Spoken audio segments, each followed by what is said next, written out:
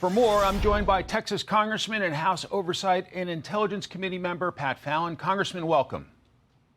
Hey, Mike, how are you? Good morning. Let's start with your governor, Greg Abbott. Let's play him. I'm authorized to call a special session every 30 days. It lasts 30 days. And as soon as this one is over, I'm going to call another one, then another one, then another one, then another one. If they show back up in the state of Texas, they will be arrested and taken to the Capitol. If they want to evade that arrest, they're going to have to stay outside of the state of Texas for literally years. Is it only a matter of time before those Texas Democrats come home and redistricting passes in the great state of Texas? Yeah, Mike, they've done this before, and that's what ended up happening. Is it's inevitable. This is not something that's going to thwart this legislation. It's simply going to delay it, and it's grandstanding. And look at the states that they went to. I find this completely ironic that they fled to California, Illinois, New York, and Massachusetts, some of the most gerrymandered states in their favor in the country. What this map does is we go from 7 majority districts to 10. There's going to be, of the 5 new districts that would be created, 4 of them are Hispanic majority districts. And the fact of the matter is, Mike, at the end of the day, Democrats are just much better at gerrymandering. This will set to even the scales a little bit more, but they're still going to have more gerrymandered districts and in states by far than Republicans. Your colleague Jay Obernolte, a California Republican, is not a fan of redistricting now. Let's play him, and I'll get you to react. Well, I'm not a fan of mid-cycle redistricting. I think it erodes voters' confidence in the fairness of our elections and their trust in our democracy, be that in Texas or in California. As a California Republican, he could be an endangered species. What about that? Mm-hmm.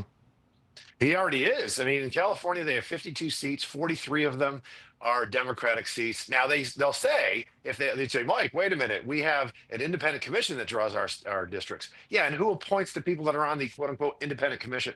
Democrats. That's why 83% of California seats are held in Democratic hands. In Illinois, it's 82%, 14-3. In Massachusetts, heck, it's 9-0. Of the 5 major states that Democrats control, it's 93-24 for 79%.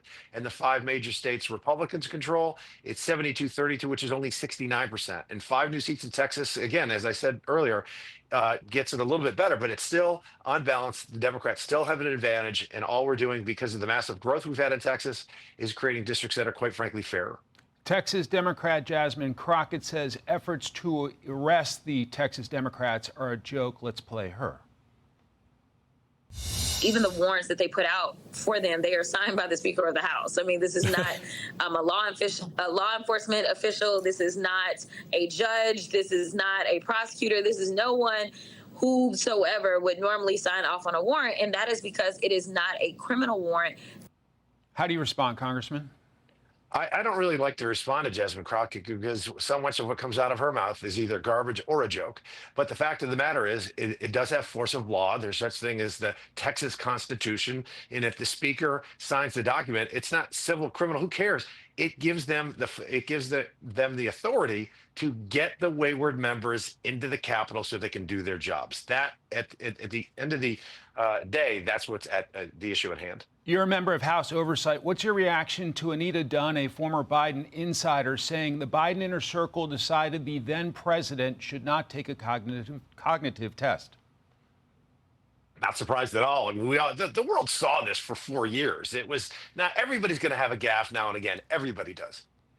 But Joe Biden, it was systemic. It was clear that he was in severe mental decline. The debate with President Trump was so shocking. I mean, heck, he bowed out of the race. It was that bad. So all we need is for folks to come in and be honest. And I think there'll probably be a few tell-all books that really lay out what was actually happening. But for them, some of his aides to come in and plead the fifth when we're simply asking about somebody's mental state is very telling in and of itself. You're also on intelligence and armed services. What do you anticipate as President Trump goes to Alaska for that expected meeting with Vladimir Putin on Friday? I'm glad the president is being so bold because I think Kamala Harris's plan really was just more war of attrition and hundreds of billions of dollars of American taxpayer money being thrown at this conflict. We want this over. We certainly don't want to reward aggression either, but I want peace. The president does as well. the Ukrainian people do now, and we want them to be. They're about 80% intact. Hopefully, we can expand that slightly. But I've talked to many of the Ukrainian delegations that come and speak and have spoken to the Oversight Committee. They don't expect to get any of that. I'm sorry, the Intelligence Committee. They don't expect to get any of that land back because they're realists.